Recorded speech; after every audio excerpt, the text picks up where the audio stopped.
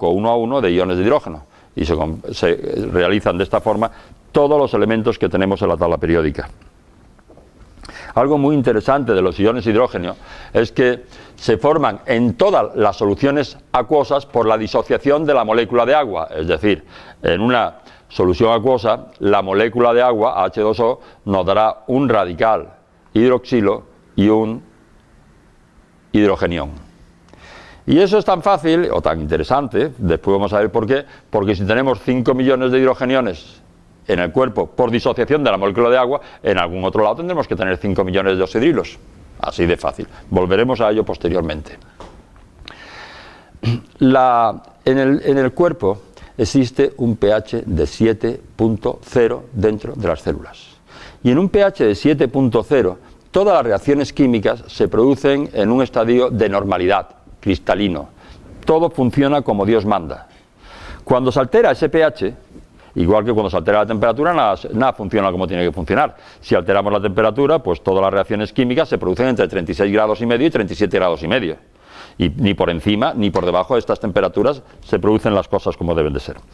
Pero fijaros que con el exterior de la célula, en el exterior de la célula hay un pH de 7,2, 7,3 a 0,2, 0,3 décimas más alcalino que dentro de la célula, que es 7.0. Y esa diferencia de potencial, que es lo que nos da el potencial de membrana, se producen por unas membranas transmembranosas, es decir, las membranas de las células están constituidas por una bicapa lipídica con unas proteínas que la atraviesan y que son las encargadas de coger sustancias desde dentro de la célula y echarlas fuera. Pero esto es una especie de gelatina donde las proteínas nadan hacia un lado o hacia otro. El que esas proteínas estén bien orientadas o no estén bien orientadas hace que funcionen o no funcionen. Una de las cosas que se sabe desde siempre es que los campos magnéticos, una de las cosas más importantes que hacen es orientar estas proteínas dentro de la membrana plasmática. Y claro que influyen decisivamente en la funcionalidad de estas proteínas a la hora de expulsar fuera una serie de hidrogeniones. Es fundamental para la correcta orientación de estas proteínas para mantener esa carga eléctrica entre el exterior y el interior. Bueno, hemos llegado a algún punto un poquito sorprendente, y es: los microorganismos no tienen la culpa de nada, es el medio, el terreno, el que permita que exista el oso polar o que exista cualquier otro animal. Y cuanto más pequeñito, necesita de unas condiciones más precisas para existir. Y lo dejamos ahí la cosa, y que el pH es el tema más importante que condiciona que un terreno pueda permitir que existan unos bichitos o existan otros bichitos. En la década de los 70 vamos haciendo excursiones al espacio, cada vez de más duración y de más tiempo, y cuando venían los astronautas empieza a hablarse de la enfermedad espacial, que ya había sido un poquito descrita por Nakawaka en 1958 como el síndrome de deficiencia del campo magnético. Richard Feynman, premio Nobel en el 65, nos dice: ahora nos damos cuenta de que el fenómeno de las interacciones bioquímicas y finalmente la vida misma tiene que ser entendida en términos de electromagnetismo. Es decir, la NASA comprueba que cuando vienen los astronautas del espacio, después de estar allí cierto tiempo, vienen con ciertas alteraciones y hay una disminución del sistema inmunológico, y hay una depresión de leucocitos, y se ha producido pérdida de calcio y vienen con algo de osteoporosis, y venía con una serie de alteraciones. Y entre ellas venían con un miembro más corto que otro. Los metían en un hospital, en aquella época estaba de moda todo este tema de la cuarentena, y durante ese tiempo que los metían en el hospital les solucionaban la osteoporosis, les solucionaban el problema de la inmunodeficiencia en leucocitos, etcétera, etcétera, pero no conseguía ponerle las piernas bien. Y contrata a un físico, a Richard Brodie-Meyer, para que indague el porqué de este acortamiento de la pierna. Y Brodie-Meyer, pues bueno, pues él, como buen físico, dice: vamos a ver qué existe aquí que no exista allí arriba. Dice: bueno, hay dos fuerzas fundamentales, una es la gravedad y otra es el magnetismo. La gravedad en principio nos influye poco, porque pocas veces nos desarrollamos mejor que cuando estamos en el vientre materno. Y ahí estamos rodeados por el líquido amniótico y prácticamente sin sentir un poquito la gravedad. Pero el magnetismo influye en todo. Influye en la migración de las ballenas, de las aves, de las abejas, en las galerías que hacen las ratas debajo de tierra, en la formación del hielo, en la formación de las rocas, en todo. Y entonces lo que hizo con estas personas, en primer lugar, fue pasarlos por campos magnéticos y ver que sí se le nivelaban las piernas y que se ponían las dos piernas igual. Y después hacemos algunas pequeñas pruebas, pero al final haremos una pequeña demostración de 2 o 3 cosas, pero al final. Él sigue investigando y en esa época estaba de moda la kinesiología del doctor George Guggear con el tema de la respuesta muscular inteligente, y donde se iba intentando ver cómo alteraciones que se producían dentro del cuerpo tenían alguna repercusión muscularmente en el exterior del cuerpo. Y él iba pasando imanes por una serie por otra y encontró algo muy interesante, y es que cuando encontraba una zona de acidosis se dilataba el cuerpo. Ahora veremos por qué, es al revés, pero él lo que encontraba era esto, y cuando se encontraba una zona de alcalosis se contraía el cuerpo. Después veremos un poquito, intentaremos explicar por qué esta cosa. Es decir, él lo que encontró es que realmente, y lo que se dilataba o se contraía era todo el hemicuerpo derecho, no el izquierdo. El izquierdo lo despolariza el latido del corazón cada segundo, pero el derecho sí, y nos sirve nada más que para testar un poquito cómo es el tema. Y es el derecho el que manifiesta estos acortamientos o estas elongaciones de los miembros. Había descubierto algo interesantísimo, que era el polo magnético o el polo biomagnético. Es decir, dentro del cuerpo podemos tener zonas de acidez o zonas de alcalinidad. Y él aconsejó en ese momento tratar las enfermedades de una manera muy lógica. Es decir, si yo me encuentro con una zona de acidez, que quiere decir que tengo muchos hidrogeniones en esa parte, muchos H positivos, pues pongamos un imán negativo para intentar succionar fuera del cuerpo estos hidrogeniones. Eso tuvo 2 consecuencias. La primera es que se conseguían resultados sintomáticos, pero poco más que sintomáticos. El paciente mejoraba algo, pero poco más.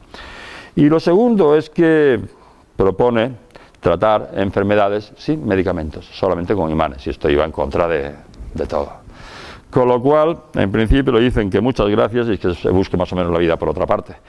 Él da algunas charlas, da algunas conferencias, intenta explicar su teoría, desarrolla un libro muy bonito, que es Principios de la terapia magnética, en donde ya nos aclara 2 cosas. Una, lo que para él era el NEN, el nivel energético neutro, que es ese nivel de un pH 7 más -3 décimas hacia la acidez o hacia la alcalinidad, en donde todas las reacciones orgánicas se producen en una situación de normalidad.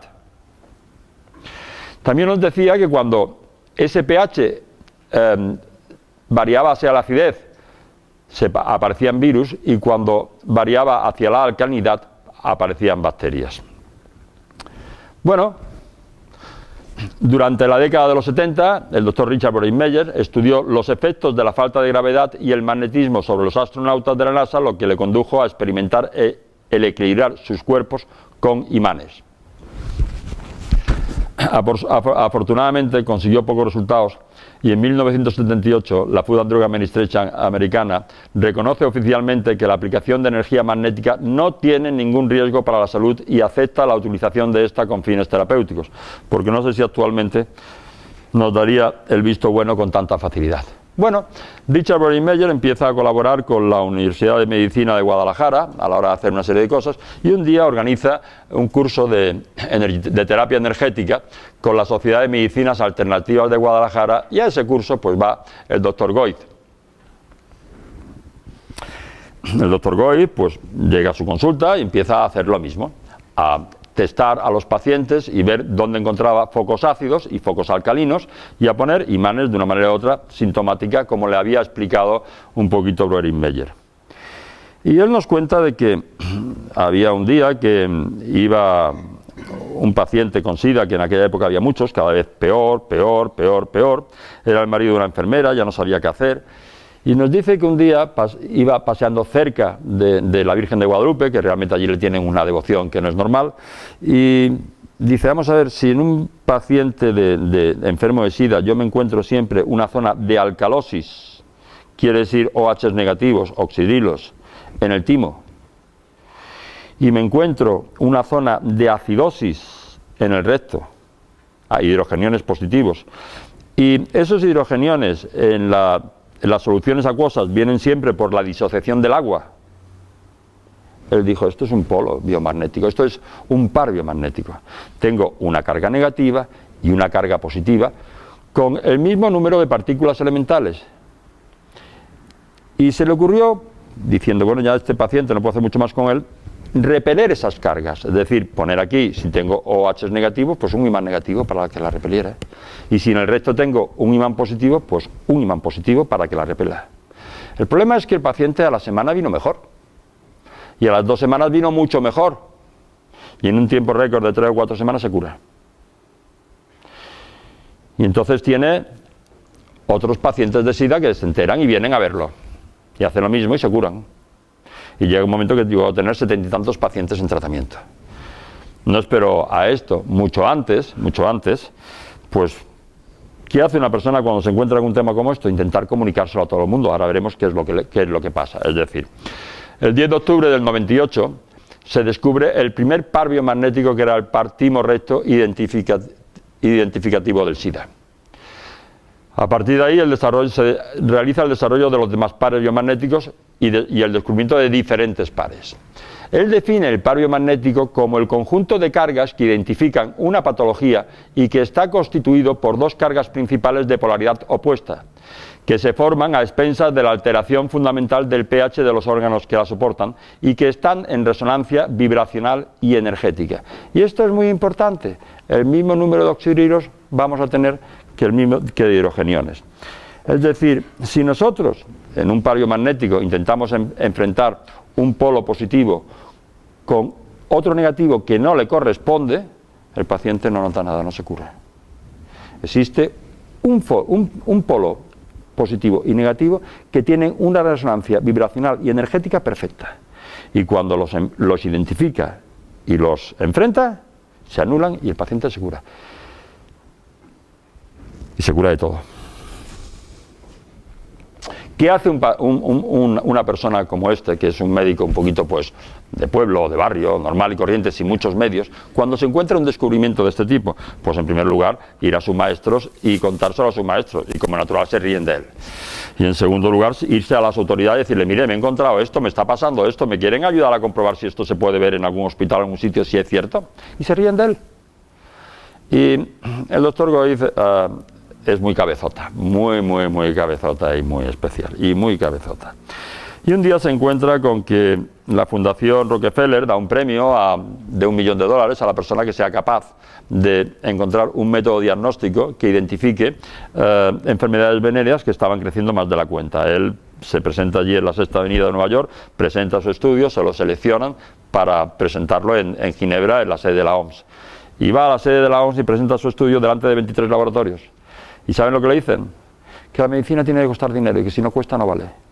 Así, por la cara. Lo meten en el avión, le devuelven los $10.000 que le había costado presentar el informe y para su casa.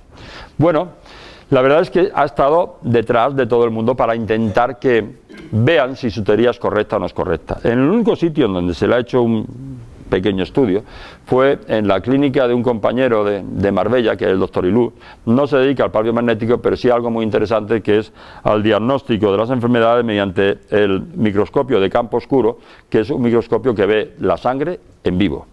Y ese día o ese fin de semana vienen médicos de varias partes de Europa y se citan a unos 200 pacientes y se queda con 2 laboratorios independientes a los que se le paga para que testifiquen la situación del enfermo antes de la prueba y después de la prueba. Y cuando viene el día en cuestión, los 2 laboratorios no se presentan ninguno de los 2. Vamos a ver ahora después, un poquito analizaremos el porqué. Pero ya están allí los pacientes y se les trata. Y lo único que se le puede hacer es un estudio de la sangre antes de tratarlo y después de tratarlo. Es un estudio que hay en internet muy bonito, dura 1 hora, aquí lo que traigo es un resumen pequeñito de 5 minutos, pero es suficiente. Uno de los pacientes que se ve es la madre de un periodista que se le trae, y bueno, si podéis, si queréis apagar por allí se verá mejor. Un pequeño pinchazo. Vamos a ver, un momentín. Y un test de coagulación, que lo dejamos secar, tarda unos 10 minutos. Lo primero que vemos en la sangre de Ana sobresale el hecho de que tiene mala circulación, los glóbulos rojos están totalmente... Y por aquí se ven algunos microcimes una foto de sangre viva en un estado malo, y se ven, lo veis en el microscopio, una serie de microcimes como se van moviendo por ahí. Y hay muchas de esas grasas, hay muchas grasas. Con lo cual es un riesgo importante el que está corriendo si no hacemos nada, porque lo que estamos mirando es una sola gota, así que lo que hay aquí hay que multiplicarlo por la cantidad de gotas que hay en el cuerpo. Esos son cristales de oxalato cálcico y son la antesala de la formación de arenilla y piedras. Son hongos, hay una infección de hongos. Estas son bacterias. Esto de aquí es un pequeño trombo, es un microtrombo. Plaquetas que se juntan. Vamos a ver el test de coagulación. Esta marca de aquí indica alto riesgo cardiovascular. Se llama estrés cardíaco. Hay metales pesados. La banda negra que se ve fuera de la sangre indica una intoxicación metálica. Peroné, rodilla, tensor de la fase larga, pubis, suprapúbico, isquio, glúteo menor, nutricia derecha, nutricia izquierda, mandíbula, parótida, tiroides, paratiroides, timo, recto.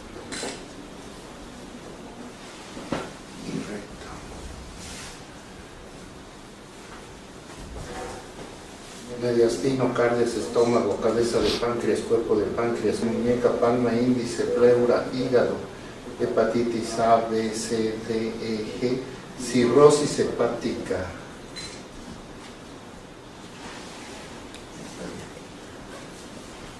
Y venía con un diagnóstico de hepatitis. Cirrosis. Absceso hepático, amibiano, perihepático, costohepático, costodiafragmático, suprahepático, riñón, infiltrado, exudado, quiste, absceso, displasia. Eso es todo lo que tiene.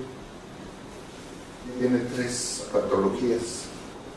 Ahora la dejamos en tratamiento 10 minutos. 10 minutos. Y ya está. Bien. Yo sé que quedé curada.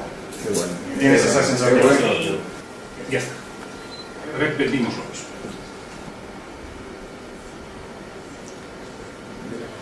Efectivamente. Sí, ya. Es la misma persona. Ya se le La explicaron. sangre suelta. Es soltar. ¿Le vuelvo a pinchar otra vez? Fantástico. Gracias, doctor. Gracias a Dios.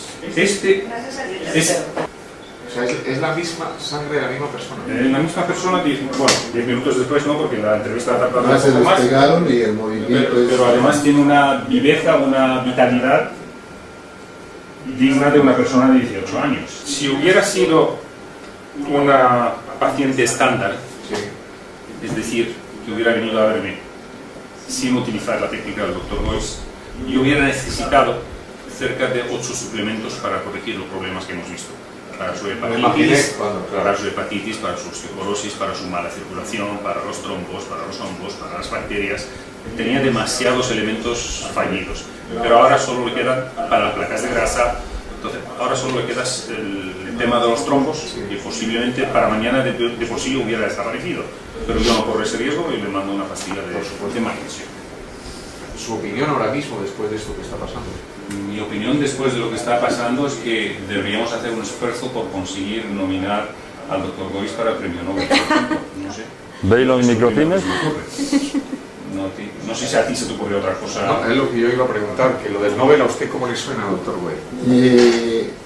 Desgraciadamente yo estoy satisfecho con el hecho de vivir y que me den permiso de trabajar con personajes tan ilustres como el doctor Ilu, pero el premio Nobel pues formalmente no me interesa, ya tengo yo premios. La principal calificación que yo tengo es de Clamatini en México y me la dio una sociedad de geografía y abajo dice Tesoro Viviente de México. Para mí eso es suficiente. Preciosa definición. Preciosa. La sangre de antes y después. Sí, bueno, sacado. Todo pegado, suelto. Un montón de grasa que ha desaparecido. Trombos que persisten. Cristales de oxalato cálcico que han desaparecido. Y todos los microorganismos han desaparecido. Maravilloso. Congratulations. Sí, sí, sí, sí. Muchísimas gracias, doctor. Dios lo bendiga. Gracias, señor. ¿Cómo le van a dar el premio Nobel si está financiado actualmente el premio Nobel de Medicina en el 50% por la propia industria farmacéutica? Y la Organización Mundial de la Salud en un 80%. Y las dos entidades que tienen que velar porque las analíticas que no hacen sean correctas y los fármacos que no hacen sean correctos, que son la FDA americana y la Agencia Europea del Medicamento, en otra vez un 80%. Y a esa gente le damos el 40% de todo nuestro dinero, con la falta que hace para otras cosas, es duro. Pero esa es la base de la medicina actual. La verdad es que esta persona, ¿qué hace? Pues dar la lata todo lo que puede. Ir a programas de radio, ir a programas de televisión a donde le inviten, y dar cursos, y dar conferencias, y darlo a conocer. Tenemos un problema enorme porque ya no puede más. Ya no podemos contar más veces con el doctor Goiz. Ya tiene cerca de 80 años y ya no da más de sí. Pero me gustaría comentar 5 minutitos después de una pequeña entrevista que le hacen. ¿Sigue igual, así de...? Sigue igual. Híjole. Volviendo un poco a la pregunta que te había hecho antes. ¿Por qué a mí? Mira. ¿Por qué a mí? Yo no... ¿Encontraste la respuesta? Sí, yo encuentro la respuesta. Mi padre fue sacerdote católico, después de viudo. Mi abuelo fue sacerdote católico después de viudo. Entonces queda una herencia mística. Y yo viví a un ladito donde pasaba un indígena que lo han negado, inclusive sacerdotes y personalidades, que se llamó Juan Diego. A un ladito de donde él pasaba corriendo para ver a la Virgen de Guadalupe, ahí ocurrió esta información. Ahí cayó esta información. No te puedo. Algo tiene que ver. Nada pasa porque sí. Nada pasa porque sí. Y obviamente yo cuando vi este fenómeno lo entendí, que eso es lo importante. Yo creo que a muchos le ha de haber caído, pero no lo entendieron. Y yo lo entendí. Ese momento de lucidez. Y dije, esto es un par biomagnético. Aquí hay dos cargas que están soportando al fenómeno. Y si en lugar de extraerlas del cuerpo humano, las enchufamos, las neutralizamos y llevamos a un pH neutro el fenómeno, se cura. Y se cura. Y ahora estamos curando todo tipo de enfermedades regulares, donde entran virus, bacterias, hongos, parásitos. Sindromáticas, dime qué es el Sjögren, o que me diga cualquier médico qué es el Sjögren. Sí, es una resequedad de mucosas, pero ¿por qué? ¿No saben? Pues son 3 virus. Bueno, hay una frase que lamentablemente uno la escucha muy seguido, que es un virus. ¿Sí? Es un virus. Es un virus. Dime qué es la fibromialgia, dolor de todas las articulaciones, pero ¿a qué obedece? Es paludismo. Y como paludismo en 10 minutos se cura la fibromialgia. Dime qué es la talasemia, es una deformidad del glóbulo rojo. Sí, pero ¿por qué? Por sífilis. Y todas estas enfermedades complejas, crónico-degenerativas. Bueno, ¿qué es la diabetes? En México están diciendo que es la principal causa de muerte. ¿Pero por qué se da la diabetes? Por virus, bacterias, hongos, parásitos, y son curables en el 99% las diabetes. ¿Pero qué pasa? Se acaba el negocio, la industria farmacéutica. Por ahí viene el asunto. Ese es el problema. Desgraciadamente estamos en una época de consumismo, y no importa que se cure el paciente o no se cure, lo importante es que cueste. ¿Y sabes dónde me lo dijeron? En la Organización Mundial de la Salud, el 22 de septiembre de 1995. No. Apaguemos la cámara y vámonos para casa. Así, ya. En una reunión que hubo de 24 laboratorios, y fui invitado yo junto con un médico cubano, y cuando yo expuse mi tema me dijeron, cuidado, porque lo primero es que la medicina debe costar, y su sistema no cuesta, no sirve. Y tienen toda la información, Organización Mundial de la Salud, tiene toda la información, la Panamericana de la Salud, tiene toda la información Rockefeller Foundation, tiene toda la información mi Ministerio de Salud. El año pasado llevé toda la información, que son 3 libros que yo he generado, y 172 tesinas que ya salieron de este sistema de alumnos, compañeros, que se han graduado en la Universidad Autónoma Chapingo y que llevaron sus tesinas y están publicadas. ¿Y sabes cuál fue la respuesta de un subdirector de salud en México? Cuando yo le dije, doctor, aquí está toda la información, me dijo, no tengo tiempo de leer eso. Por favor. Isaac, ¿y tú que eres doctor, qué diagnóstico les harías a esta gente? pues lo único que es estupidez humana. Es la falta de enfrentar las cosas. Le tenemos pavor a destacar. Por eso yo le doy gracias a Dios y le doy gracias a Ecuador, porque aquí es donde me han sustentado. Aquí es donde se está. La entrevista es muy larga y la verdad es que tenéis muchos vídeos preciosos sobre el doctor Goiz. No ha parado en toda su vida. Hoy día el pario magnético es suficientemente conocido en el único sitio que nos dejan, que es en Internet. Yo, de esa pequeña entrevista, de ese pequeño trozo, me gustaría destacar dos cosas. La primera es cuando él dice que él siempre está diciendo que el pario magnético es un descubrimiento. Es algo que estaba oculto, que no se conocía y que de buenas primeras él lo saca a la luz. Un invento es cuando es algo que es una aportación nueva al conocimiento o a la ciencia, que no existía nada. Y un milagro es cuando pensamos que hay algún tipo de intervención divina.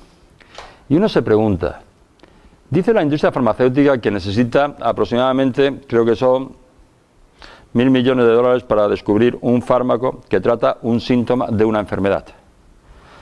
Y a él, en un momento determinado, se le ocurre algo que nos puede servir para curar el 90 y tantos % de las enfermedades que afligen al ser humano.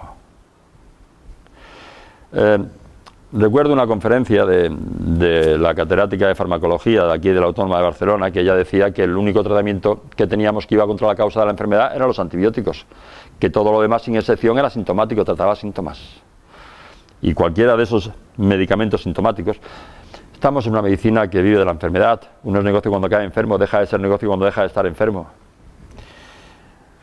Y esa gentuza, voy a ir calentando, nos quita el 40% de nuestro presupuesto. Y si esto fuera del interés de ellos, no quiero deciros qué tipo de sala, qué tipo de ágape, qué tipo de canapé, qué tipo de publicidad, qué tipo de historias. Pero los demás tenemos que luchar lo que podamos para. Hay otra cosa que me llama mucho la atención cuando me dice que es estupidez humana, que es miedo a destacar, miedo a enfrentarse a lo que ya le han comunicado a uno teóricamente entes superiores. Y uno se pregunta, ¿cómo puede ser que la teoría de Louis Pasteur sobre la causa germinal de las enfermedades infecciosas, una persona que no es bióloga, que no es médica, que es química, y que además no publica como Antoine Béchamp o como Claude Bernard, destroce una teoría de Hipócrates que lleva 2300 años, que todo el mundo cree en ella? Y cómo desde entonces nos creemos literalmente esta teoría de Pasteur, y no de otra gente enormemente mejores que él, que nos han dicho continuamente, y ahora lo veremos, hay muchos, que esto es todo lo contrario. Qué movida, qué publicidad, qué manipulación. Bueno, vuelvo a decir lo mismo. Si queréis saber algo más del pario magnético, y por favor os pido que indaguéis, que no me creáis, pero que hay una prensa libre aquí, es Internet, y que ya hay mucho publicado en Internet, hay muchísimas referencias a esto. Pero esto se complica porque él está trabajando con pacientes y con la mujer, y entonces pues él está viéndole un poquito los pies, simplemente porque se contrae y se dilata todo el hemicuerpo derecho, pero es que como el pie es el miembro más largo, donde más fácilmente se ve. Y lo va diciendo la mujer, ponle el imán un poquito pues en la cabeza, y ahora un poquito más hacia la derecha, y ahora un poquito más hacia detrás, y ahora en el cuello, y ahora en la mandíbula, y ahora aquí, y ahora allá. Y va poco a poco descubriendo una serie de pares. Y llega un momento que le dice, y pónselo en supraespinoso, lo que él llama supraespinoso es aquí en el hombro. Y un día, cuando ya llevaba 5 años trabajando y muchísimos pacientes vistos, un día él se encuentra que el pie se contrae antes de que la mujer le vaya a poner el imán al paciente en este sitio. Ese día empieza la bioenergética. Él nos dice que el esfuerzo mental puede suplir con creces al esfuerzo magnético. Pero es una manera de explicarlo para que todo el mundo lo entienda, pero no es así, es algo mucho peor que ahora después vamos a analizar, ¿no? Y que dedicaremos a ello un poquito los próximos minutos porque es algo más importante, antes de hacer aquí una serie de pruebas.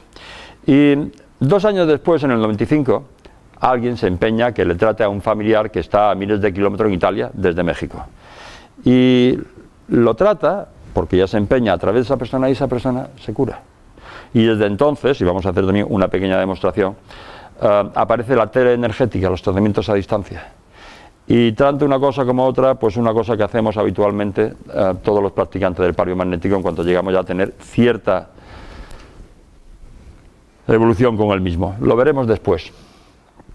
La verdad es que este tema de quiénes somos es algo que nos ha llamado mucho la atención en todos los aspectos, todos los descubrimientos que hay por ahí que no conocemos.